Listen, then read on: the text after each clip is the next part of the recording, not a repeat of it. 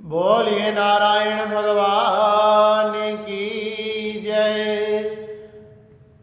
श्री सुजी महाराज शुनकादिक 88,000 ऋषियों को कार्तिक मास का 29वां अध्याय सुनाते हैं।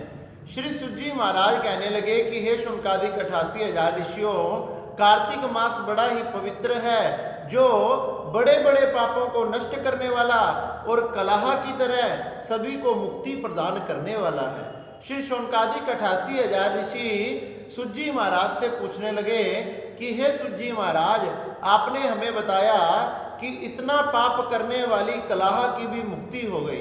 अब हम यह सुनना चाहते हैं कि आपने जो कृष्णा तथा वैणी नाम की जो नदियां बताई, जो कि भगवान कृष्ण तथा भगवान शंकर का रूप है, ये किस प्रकार से नदियां उत्पत्ति हुई, इनकी क्या कथा है, आप कृपया कर कर हमें बताएं।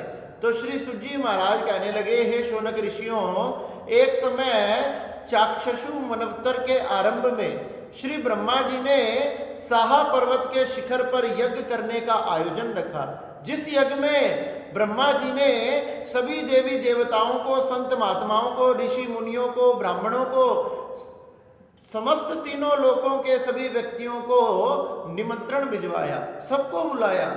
जब सभी देवी देवता उस साहा पर्वत के शिखर पर आने लगे तथा वहां भृगु आदि बहुत से महर्षि भी पधारे।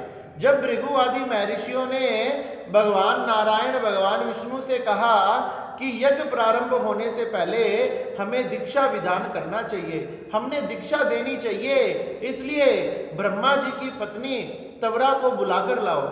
श्री विष्णु जी तवरा जी के पास पहुंच गए कि आपको भृगु जी ने दीक्षा देने के लिए बुलाया है। तवरा जी कहने लगी कि हे भगवान, आप चलिए, मैं आपके पीछे पीछे आ रही हूं। इस प्रकार भगवान विष्णु कहकर आ गए तथा तवरा आहिस्ता आहिस्ता आने लगी, धीरे धीरे आने लगी। भृगु जी ने पूछा, मुहूर्त टलता जा रहा है, अभी तक ब्रह्मा जी की पत्नी तवरा को आप बुलाकर नहीं लाए।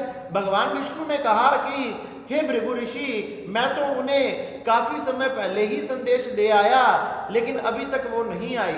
भृगु जी कहने लगे कि फिर मुझे मत कहना कि मुहूर्त टल जाएगा। तो भगवान विष्णु कहने लगे, अगर तवरा नहीं आई तो क्या हुआ, यहाँ गायत्री तो विराजमान है, आप गायत्री को ही ब्रह्मा जी की दाईं ओर बिठाकर दीक्षा विधान करें, तथा ये भी तो ब्रह्मा जी की पत्नी ही है। इस प्रकार भृगु आदि महर्षियों ने समय को व्यर्थ ना करते हुए गायत्री जी को ब्रह्मा जी की दाईं ओर बिठाया और दीक्षा देकर यज्ञ आरंभ करवा दिया। जैसे ही यज्ञ आरंभ हुआ, यज्ञ के आरंभ होते ही तवरा बीच में आ गई और गायत्री को देखकर उसकी नेत्र लाल हो गए, होठ फड़फड़ाने लगे, उसके रोंगटे खड़े हो गए, मानो उसके शरीर से ज्वाला निकलने लगी हो।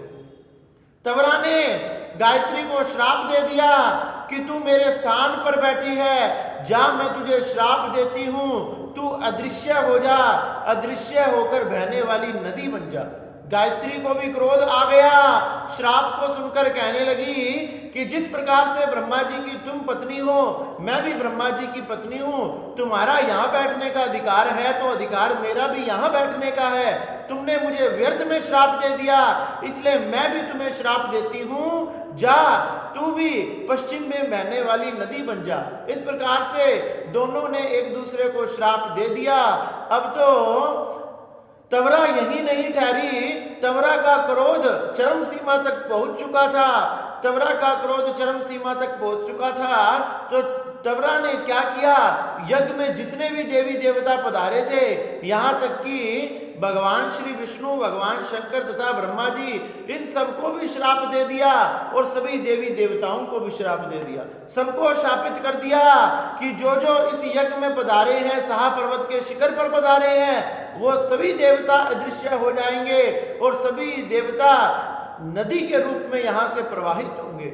इस प्रकार से सभी देवी देवताओं को बड़ी चिंता हुई। सभी ने कहा कि हे तवरा देवी, अरे हमारा तो कोई अपराध नहीं था, हमें क्षमा करो, अपने श्राप को वापस लो। तवरा जी कहने लगी, दिया हुआ श्राप कभी वापस नहीं आता, इसलिए तुमने अपने अंश रूप से जरूर यहाँ नदी बनना पड़ेगा। इस प्रकार से तवरा जी ने सबको शापित कर दिया और वहीं सहा पर्वत के शिखर से ही सभी देवता अपने अपने अंश को छोड़कर चले गए और सभी देवी देवता अपने अपने अंशों से नदी के रूप में बहने लगे।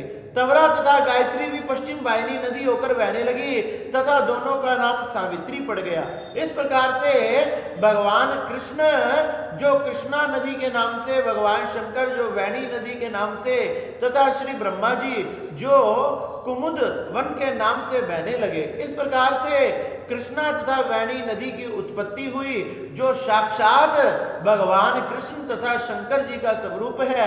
उनके दर्शन करने से, उनका आचमन करने से, उनको स्नान करने से मनुष्य के सभी पाप नष्ट हो जाते हैं और उन्हें मोक्ष तथा भगवत धाम की प्राप्ति होती है। इस प्रकार से हे शौनकादिक 88,000 ऋषियों, ये दोनों नदियां प्रकट हुई और सभी देवी देवता नदी के रूप में परिवर्तित हो गए। बोलिए नारायण भगवान की जय, बोलिए शंकर भगवान